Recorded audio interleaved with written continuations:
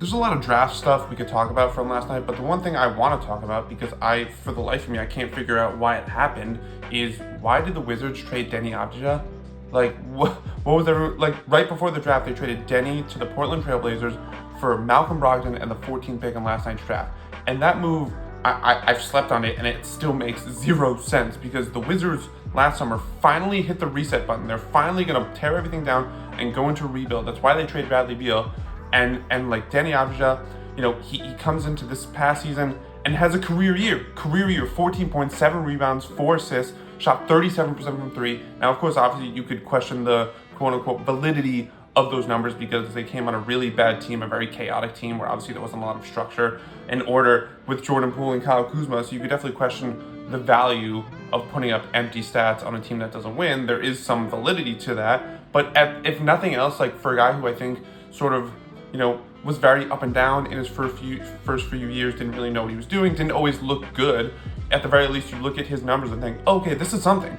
This is something that you could possibly build around. And you would think the Wizards would want to build around that. You'd think the Wizards would see this guy, starting to actually realize his potential and think, oh my God, this is exactly what we want. This is exactly what we want in our rebuild. Like one of our recent lottery picks actually becoming something worth building around, and it's happening, and oh my God, that's so exciting. And then you trade that guy?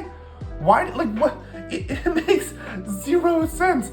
Deni Avdija is 23 years old. He could still very easily be part of the rebuild. And then, so, usually when you trade a guy like that, it's because, oh, well, we're gonna have to pay him a lot of money, and we don't want to pay him that kind of money because he's not worth it. Deni Avdija last summer signed a 4-year, $55 million extension. That's nothing in today's NBA for a quality, versatile wing who could shoot the three. And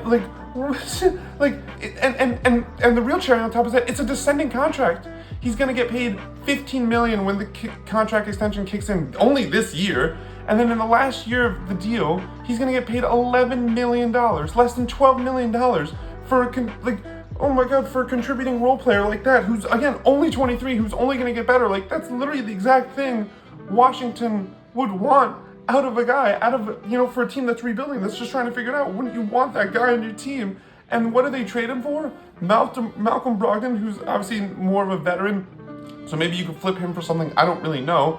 And the 14th pick, which sounds nice in theory, but you're talking about the 14th pick in one of the worst drafts literally ever. And the thing that's always funny about trading for first round picks, when you trade an actual player, an actual talent for a first round pick, is like, okay, maybe they can, maybe that guy, who in this case it's Bub Carrington. Bub Carrington is who Portland drafted on behalf of Washington. Bub Carrington. You think, oh wow, maybe Bub Carrington can become as good as Deni Avdija in 4 years. And even if he does, are you going to get him on that kind of value contract? Like what? I don't like, Washington just decided to kick the can down the road, but I don't really know why, because Deni Avdija is still plenty young and he's on a great contract.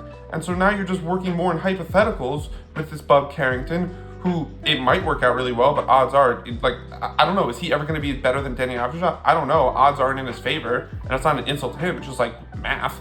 But I don't again, Deni Avdija and everything he's done and the entire circumstances around him, where you look at, how he's trending in the right direction with his productivity, his age, and his contract. Like that's exactly the kind of piece you would want for a Wizards team trying to rebuild, and then they just traded him just to sort of take another swing at getting a guy like that in Bub Carrington.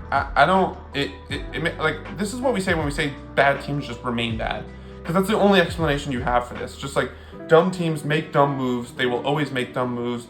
And if you're a Wizards fan, I can't imagine that you're not frustrated at one of the few bright spots from last season now being gone for a guy who, again, may be good, but you ultimately just don't know, and you're not gonna know for another few years. And so maybe it's just the ultimate tank job for Cooper Flagg next year. But even if that's true, I think you probably could have gotten more out of Deni Avdija. But I don't know, man. The Wizards, there's a reason they've been dysfunctional for a while, and you just saw why with this trade.